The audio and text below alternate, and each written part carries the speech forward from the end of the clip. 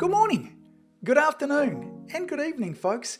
And welcome to another episode of the Marketing Your Practice podcast, the podcast where I get to simplify the marketing and the mindset so you, the chiropractor, can increase your income, your impact, and your enjoyment in practice too. Now, today's episode is for all of you listeners out there who want to grow your practice. In fact, it's specifically for those of you who would like to double your practice in the next 6 months. Now, for some of you, this may take a lot less than 6 months. In fact, if you're already seeing less than 50 people a week, maybe you're new in practice, you've moved, then following the 4-step process, I'm going to take you through a 4-step plan to double your practice in the next 6 months.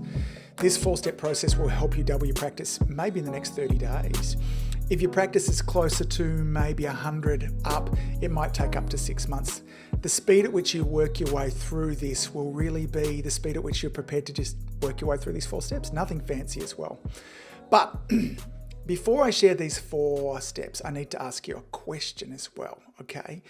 Would you be prepared to fail 100 times? Now, I'm going to try and sell this to you in a way. Maybe they would be even epic fails. Now, maybe these fails you would feel rejection. Maybe you might even feel a bit of shame. Let's throw it in there. Maybe you might even feel a bit of humiliation. But would you be prepared to feel that if you were to double your practice in the next 6 months or maybe less? And if you wouldn't, hold on to that thought because we're going to talk about that a little bit later on as well, okay? But first, let's get started with a 4-step plan to have you doubling your practice in the next 6 months. I'm super excited about this episode. I'm going to get really tactical. This session is inspired by a community influencer session that I had this morning. So in community influencer, this is a group coaching that I do with a bunch of just the best chiropractors. And this morning, what we did is we worked our way through a lot of these steps here. And I gave very specific guidance and coaching and support for them. And I'm going to share a more general version of it with you now because I'm not really talking to you. So I have to kind of guess what your answers would be, okay? So step number 1 of 4, if I wanted to double my practice in the next 6 months, here's what I would do first. I'd have to get really, really clear about what I want to be known for. Now, we live in a very noisy world nowadays. There's noise coming at us from everywhere. Jump on social media. Everybody, it's the busiest platform there is. And it doesn't matter whether you're on TikTok or YouTube, Facebook or Instagram. There are literally thousands of messages that are waiting there for you. Our television is full of messages there. Billboards, magazines, you name it. We have to do something to break through the noise. And we can't therefore be known for everything. We have to position ourselves as the solver of one problem. And one of the ways I want you to think about this, sometimes that can help you with this, is this question here. What word or phrase would you like your community to associate with you and your practice? Okay, I'll say that again. What word or phrase would you like your community to associate with you and your practice? Now, it could be something like performance. It could be posture. It could be pain relief. It could be spinal care, natural health care.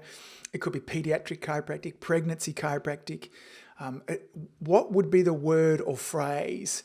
Now, again, when you're thinking about this, try not to get too fancy. Okay, so in the session this morning when I was talking with one of our great chiropractors, one of the things that she spoke about was restoring inborn vitality. Now, here's the challenge with a statement like that. As chiropractors, when we hear a statement like restoring inborn vitality, those words have a depth of meaning for us that they don't have with most of our community. Inborn vitality to me says that I'm going to be a better dad, a better husband, a greater communicator. It means every aspect of my being. I already buy into the concept that there is an inborn vitality inside of me. And the idea of restoration it means things to me. But this is not what most of our world sadly is looking for. And so therefore we have to take a few steps back. And whilst that might not mean you saying pain relief, although there's nothing wrong with pain relief, okay? As somebody who has throughout the last decade experienced some pretty shitty back pain, I can tell you when I get relief from it, it's life-saving. It's as wonderful for me and more valuable to me if someone were to help me with my high blood pressure. Not that I have that, but don't discount how much of a service it is to your community to be offering them pain relief. But when you're thinking about what you want to be known for, clarity always beats cleverness. So that's a little bit of advice for you as well. Now, one of my favorite marketing books is a book called The 22 Immutable Laws of Marketing. Inside that, one of the statements from the author, Al Reese, says, the most powerful concept in marketing is owning a word in the prospect's mind. So Federal Express, you've all heard of Federal Express before, the couriers, okay? Now, they were able to burn in the minds of many of us overnight.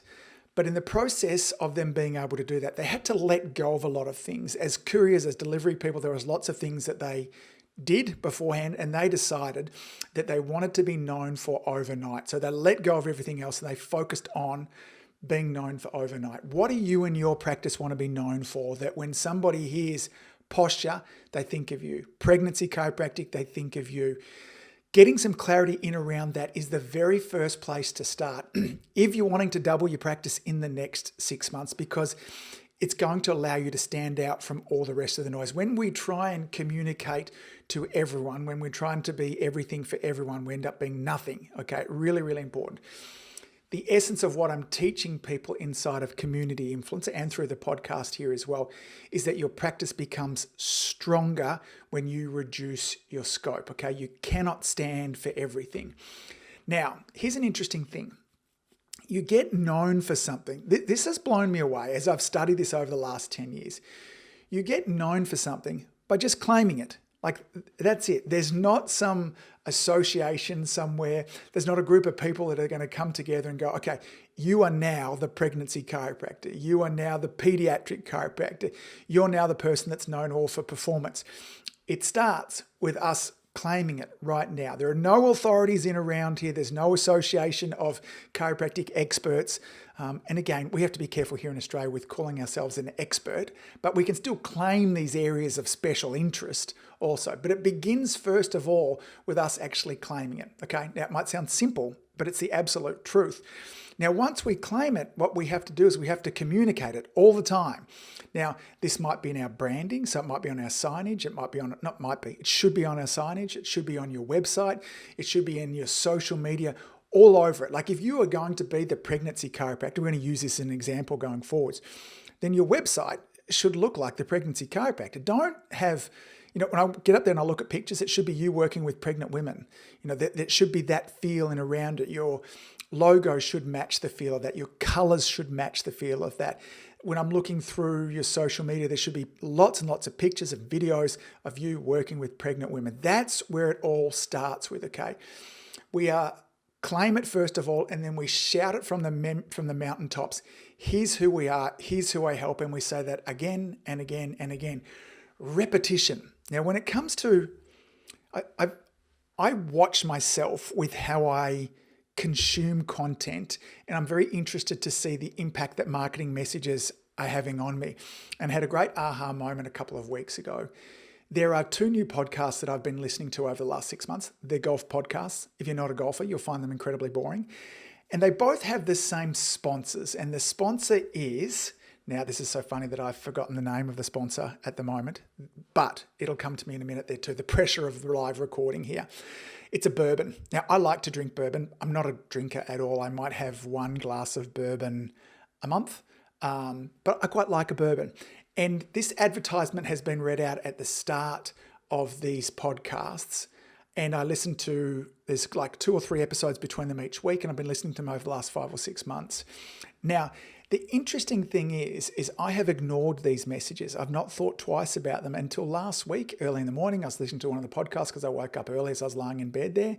And they started talking about this bourbon here. And I found myself saying, I'm going to buy some of that bourbon. Now, I would have had that message repeated to me, or I've got to imagine if it's 3 times a week for 6 months, it's 75 times.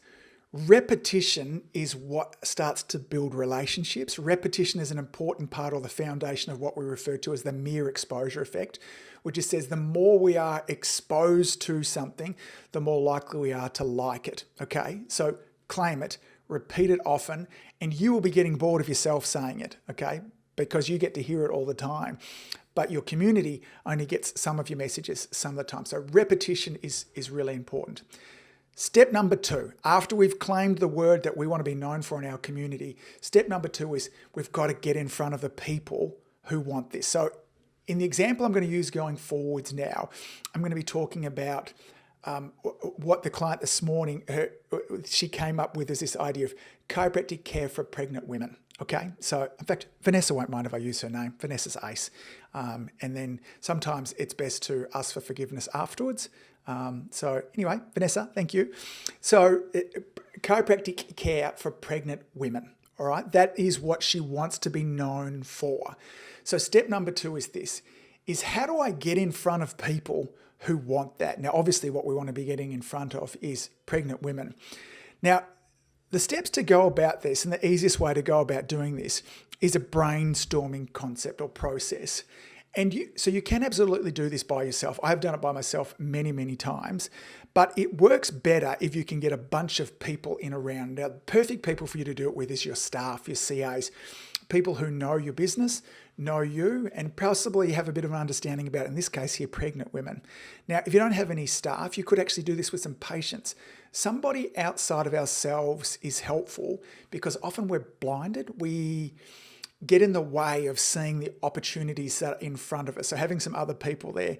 So if you don't have staff, if you don't want to do it with patients, you could do it with some peers, with some friends, you could do it with some other chiropractors, and you could do this for each other. You might be wanting to be known for, chiropractic care for pregnant women. Somebody else might want to be the performance chiropractor. Somebody else might want to be for office workers, and you can go and work your way through the same process. Now remember, let's keep the eye on the prize here.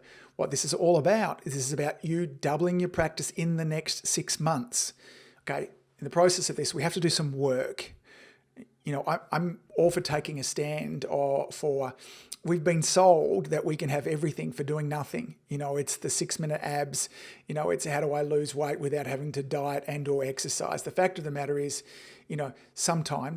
often we need to do some work, and sometimes this work is a little bit difficult, but here's the cool thing. You're really great at doing difficult things. So I'm going to read through the list that we brainstormed this morning for Vanessa as well. These are the ideas. Now, when you're doing this brainstorming process, I borrow from improv theatre in that the answer is always yes and. You're not looking for the best answers. Any suggestions are great. And there's no such thing as a bad suggestion, okay? As a suggestion comes up, in order for us to get our creativity muscles flowing, when somebody says something, the answer is yes and then on to the next thing and on to a next thing. And so invariably there will be some answers that you will come up with that will be silly and outlandish, but also don't close down to those, okay? You're not after, we want simple little ideas. And so here's the ideas that we came up with, 31 of them, if we wanted to get in front of pregnant women. The first one is we could go and meet all the local midwives. Before I get into talking, as I'm talking through these 31 ideas, some of you will be getting into the next step, which is what do I do when I'm in front of these people and I'm not good at meeting people and I don't want to sell myself? Hold on. In step number in step number 3, I'm going to show you how to do that in a really heart-centered way because I hate cold calling too, okay? It's one of my greatest fears, and it's an area where I feel massively uncomfortable to have to talk to somebody who I don't know, and when I wasn't asked to just cut in and talk about me. So if you're feeling a little bit that way as I'm reading through this list, hold on. I'll show you a totally cool way that even the most introverted amongst you will be able to talk to complete strangers and build relationships. Okay, so here's what we talked about. We could meet all the midwives. Okay, so obviously they're pregnant women are hanging out with midwives. We can make a bunch of videos and share them on social media to build authority and expertise, deliver value in advance. Again, we could go and meet the doulas, another person there as well. Local Facebook groups for mums. They're everywhere throughout Facebook. Prenatal classes, daycare centres. Now, obviously, if you have a little one, then chances are that you might have another little one coming on the way, or maybe you're going to have another little one in the future.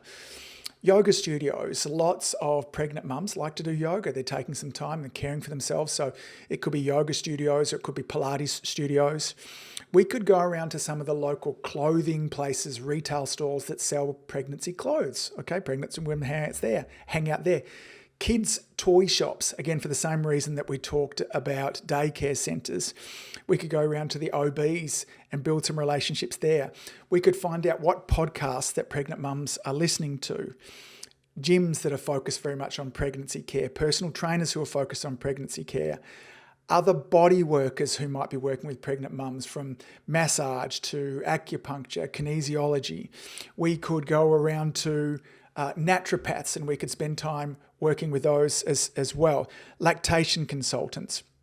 We would want to make sure that all our business cards and our branding, as I mentioned beforehand, aquanatal classes as well. So this is kind of water exercise classes that make sense there too. We could go around to the places that fit the baby seats for mums also. We could do good old-fashioned traditional radio advertising. We could do paid Google advertising. We could do search engine optimization. Getting the idea here as well. Beauty therapists. We could go on TV. We could TV with advertising, but we could also go to TV with public interest. If you had a pregnant patient who got wonderful results as well, then often many of the TV stations are looking for good news stories. Hairdressers, newspapers, magazines, meetup groups. Are there mums groups that are happening in your community? Kindergartens, baby jogging groups you could go to. You could do a letter drop in your local community talking to pregnant mums or mums-to-be as well. So in lots of communities, there are pregnancy and baby expos. You could go to the supermarket, and often the supermarket has like a newsletter board there. You could post something on the newsletter.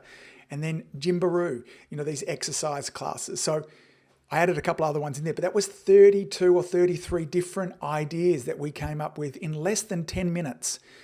Now, of those ideas, these are all spots where there is likely to be mums-to-be who could possibly benefit from a chiropractor that could help them have a more pain-free, natural, healthy delivery. Now, as I mentioned to you beforehand, this moves us on to step number 3, and that is we want to build relationships with these people. Now, one of the things that many chiropractors dread about marketing is this idea of cold calling. And I remember when I opened up my practice, I was told that the more, you will hear me say this too, the more people in your community who know you, who like you and trust you, the busier your practice will be.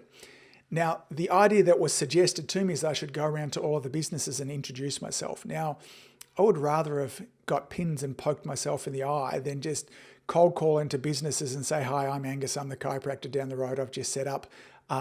If you ever need any chiropractic services, you should come down and see me.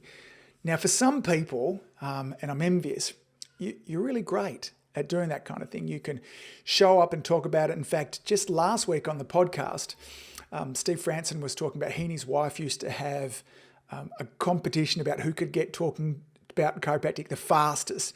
Now, his strategy, rather than just randomly bringing it up out of the blue, was look for an avenue to get in there to discuss chiropractic. Now, my strategy when I'm wanting to build relationships is not quite that one. My strategy is this. I remember hearing a Zig Ziglar quote years ago. In fact, I was 18 or 19 at the time there. And I got introduced to it by a guy who first kind of introduced me to network marketing, Amway at the time there too. And I loved some of their educational material there too. But this Zig Ziglar quote was this, is that you can get everything that you want in life if you just help enough other people get what they want. Okay, I love that. It's what I see as the spirit of generosity, of going first. It's the foundation of building relationships. Now, notice, if we go along to a party, if we're sitting at a dinner party or a birthday party, and unprompted, the person next to us just spends the whole time talking about themselves, it's incredibly boring. Okay, we look at that person like, man, they're so arrogant and self-focused. But if we prompt them, although we might not like listening to somebody else talk about themselves all the time, we love to talk about ourselves all the time. If you're wanting to get somebody up and talking, then ask them about themselves. Now, this line, this angle is exactly what I do when I want to build relationships now. So let's go back to the yoga studio. And how would I build a relationship with a yoga studio? So first of all, if I found that there was a yoga studio that had lots of mums and bubs classes and possibly some pregnancy classes, I would give them a call or I would send them an email. And I would say, hey, it's Angus here. I've heard about your class and I've heard great things about it. If you have, or I looked online and saw your classes, it sounds fantastic. I'm a chiropractor here in Port Melbourne. I care for a lot of pregnant women and I love yoga and I recommend that they do yoga. Could I come down to your studio? Could I have a look around your studio? Could I meet you? Could I find out a little bit more about what you do? And so I can find out which of my patients I should refer to you. Now think about it for a moment. If you were that yoga business and somebody in essence was ringing you up saying that they wanted to refer business to you, could they come down and meet you? How many of those people are going to raise their hand and say, hell yes? Now, this is all about them. Remember, you can get everything you want in life if you just help enough other people get what they want. I'm looking for businesses that I can build relationships with, a genuine joint venture. So I'm not going to do this falsely, okay? And if I can, what I like to do when I'm reaching out to these businesses, if I have a patient that might already be going there to that yoga studio, if I have a patient that's already going to that doula, to that midwife, and it's possible, I'll get them to introduce me first, okay? So if there can be an introduction and it's even less of a cold call, and then I can go down there and I can be generous to them and I can offer my services and I can look to find out what their fears and frustrations are. And if they're a business like you, they've got the same problems you do. They want business. They want to meet people, okay? And if you can be that person, then you become a person of value. Now, the time will come if you show them what great work you can do with pregnant patients and you build that relationship and that trust, and they will refer to you. This will happen. And so I've got that list there of 31, 32. Now, I'm going to suggest when you do this, you want to see if you can get that list to 100. Now that might sound outrageous, but maybe you break down the yoga into the 5 yoga studios. So rather than just saying yoga, who are the 5 yoga studios? Rather than just saying doulas, what doulas are in your area? Rather than just saying, I'm going to go to the kid toy shops, what kids toy shops? Now, when you break it down like that, out of this list of 35 odd that I had here, most of those have multiple that I could very easily pad this out to 100 also. We want to find the ones, what are the ones most easiest that you already have a direct link with? What are the ones that you would feel most comfortable reaching out to? Maybe depending on you might not have a budget at the moment. What could be, you might not want to start off with paid advertising, Google advertising or SEO. What are the ones that are cheapest for you to do? Now, let me summarize where we're up to before I get to the all-important 4th point here as well. Step number 1 is decide what you want to be known for, okay? Make sure it's clear, make sure it's concise. Don't try and get clever with regards to this. Step number 2 is that you need to shout from the mountaintops inside of that and find all of the people in your community. Where are these people who want this benefit? Okay, that's step number 2. Step number 3, when you're building relationships with these people, be generous, okay? Be all about solving their problems first. It will come back to you. The law of reciprocity is a law. It happens. If I give you something, if I'm generous for you, there is something inside of us that wants to repay that debt. Now, don't do it manipulative because we see through that crap, okay? Be genuine. You're playing the long game here.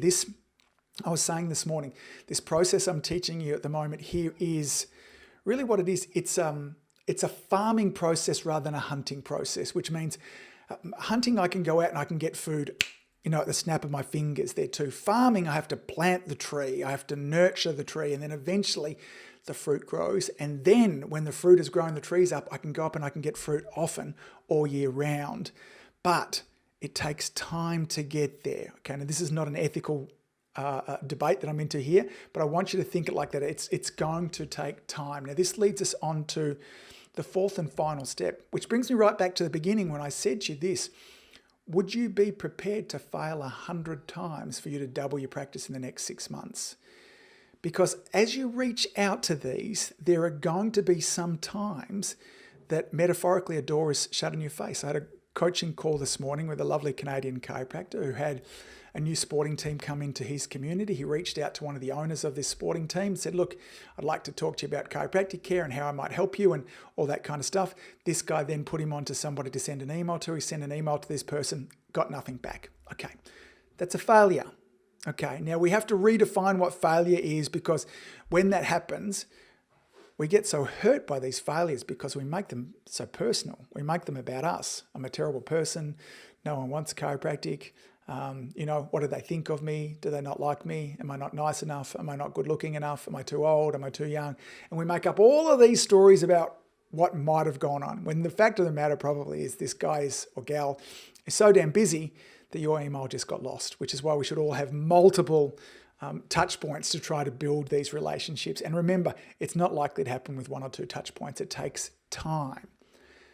if we are prepared to move towards what I refer to as massive action, and massive action versus passive action, this is all passive action we've done so far. Massive action is when we're taking steps where there's a risk of failure. There's a risk of somebody saying, no, I'm okay, I don't want to meet with you, or no, I'm not interested in setting up a joint venture, or we run some Facebook ads and no one responds to them, or we make a video and no one watches it, or we do a letter drop and we don't get any results from it. The faster that you are able to get to 100 real failures, the faster you will get to double your practice. Now, if your practice is already at less than 50, there's no way that you will need to get through 100 failures before you double your practice. In fact, 10 real proper failures and probably you'll already start to see great results out of that. But we have to be prepared to take steps. We have to be prepared to risk failure. We have to understand that the journey between where you are right now to where you want to get to, i.e. doubling your practice, there's a lot that's unknown there. You don't have to know the journey. Seth Godin says that the instruction manual to most big goals is incomplete, okay? Even know that I have built my practice or somebody else has built their practice, the steps that I will take will be different from what you will take as well. So the fourth and final part of how do I go about doubling my practice in the next 4 months is being prepared to fail and fail often, okay? The faster that you can get to 100 real failures, the faster you will double your practice. Now that might seem a little counterintuitive because in amongst those 100 failures, I'm going to tell you, you will have 10 absolute booming successes and probably a whole lot more if you fail properly. Now, failing properly is making sure you go all in and do it, not fail before the process happens, i.e., just reaching out to somebody once and because they didn't respond back to you, didn't follow up again and again and again. There needs to be multiple failures in amongst all of those things. Following those 4 steps will have you double your practice. I can guarantee that. Like literally, as I'm staring in the camera and talking to this microphone right now, I know enough from what I have seen personally from the people that I've coached and what I've been able to do with my own practice that those steps, first of all, defining, getting clear on what you want to be known for in the mind of the people inside of your community, then building relationships with those people, identifying where they are is step number 2. Step number 3 is being generous. Okay, remember you'll get everything you want in life if you just help enough other people get what they want. Step number 4 is being prepared to fail. Follow these 4 steps. Your practice will double. Folks, that's it from me. Thank you so much for listening. I appreciate the fact that you would share your time with me. As always, gang, thanks for all that you do. Keep saving lives. I look forward to seeing you back here again next week. Take care. Bye. If you've enjoyed listening to this podcast, you have to come and check out my Community Influencer Program. It's my monthly coaching program where we take all this material and I'll work with you to help you apply it, implement it, and systemize it. The Community Influencer Group Coaching Program is designed to help you increase your practice income, impact, and enjoyment. Join me over at anguspyke.com/join. That's anguspyke.com/join. I'd love to see you there.